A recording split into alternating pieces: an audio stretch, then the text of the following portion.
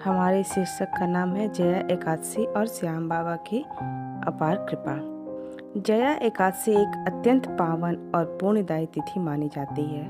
यह दिन मनुष्य को पापों, नकारात्मकता और जीवन की कठिनाइयों से मुक्त कराने वाला होता है। जो भक्त इस दिन व्रत, जप और सच्चे मन से प्रभु का स्मरण करता है, उसके जीवन में सकारात्मक परिवर्तन अवश्य आता है।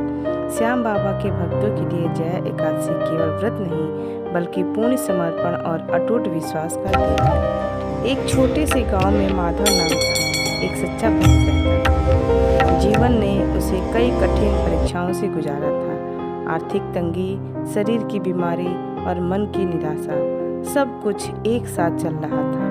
हर ओर से रास्ते बंद नजर आते थे, लेकिन उसके दिल में एक ही सहारा था, श्याम बाबा पर अडिग विश्वास। जब जया एकादशी आई तो माधव ने पूरे श्रद्धा भाव से व्रत रखने का संकल्प लिया। शरीर कमजोर था पर मन मजबूत था। ब्रह्म मुहूर्त में उठकर स्नान किया, श्याम बाबा के चित्र के सामने दीपक जलाया और नम आंखों से कहा, बाबा, अब मेरे पास आपके सिवा कोई सहारा नहीं। दिन धीरे धीरे बीतने लगा। भूख से शरीर परेशान था, लेकिन मन में उठते सवाल ज़्यादा पीड़ा दे रहे थे। क्या बाबा सच में मेरी सुन रहे हैं? मेरे दुख कब खत्म होंगे? फिर भी जब जब मन डगमगाया, माधव ने हाथ जोड़कर बस इतना कहा, जय श्री श्याम। सांझ के समय थकान चरम पर थी। तभी एक यात्री उनके द्वार पर आया और पानी व भोजन की याचना की। माधव स्वयं व्रत में था, फिर भी उसने प्रेम से यात्री को पानी पिलाया। यात्री ने मुस्कुराकर कहा, तेरा विश्वास तेरे दुखों से कहीं बड़ा है। रात को माधव ध्यान में बैठा, आंखों से आंसू बह रहे थे। शिकायत के नहीं, समर्पण के।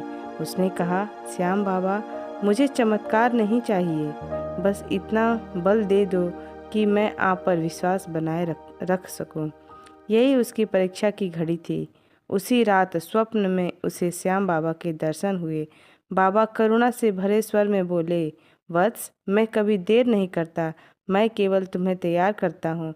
जो मुझे बिना शब्दों के भी मान लेते हैं, उन्हें मेरी कृपा अवश्य मिलती है। सुबह आँख खुली तो माधव का मन हल्का था, शांत था। कुछ ही दिनों में उसकी सेहत सुधरने लगी। अचानक जीवन में ऐसे अवसर आए जिन्होंने उसकी आर्थिक परेशानी को कम कर दिया, लेकिन सबसे बड़ा वरदान था मन की शांति। माधव समझ गया कि श्याम बाबा हर दुख में उसके साथ थे। वे उसे मजबूत बना रहे थे, धैर्य सिखा रहे थे और सच्चा समर्पण करा रहे थे। जय एकादशी ने केवल उसका भाग्य नहीं बदला, उसकी आत्मा को जागृत कर दिया। तो हमें इस कहानी से क्या संदेश मिलता है? श्याम बाबा अपने भक्तों को कभी नहीं छोड़ते। कभी वो हमारी श्रद्धा की परीक्षा लेते हैं, तो कभी हमारे धैर्य की, लेकिन उनकी कृपा हर पल हमारे साथ होती है। उनके समय पर भरोसा रखें, विश्वास बनाए रखें, समर्पण करते रहें और जब भी मन डगमगाए, प्रेम से बस इतना कहें, जय श्री श्याम, क्योंकि जहाँ विश्वास है, वहाँ श्याम बाबा सदैव विराजमान है। जय श्री श्याम।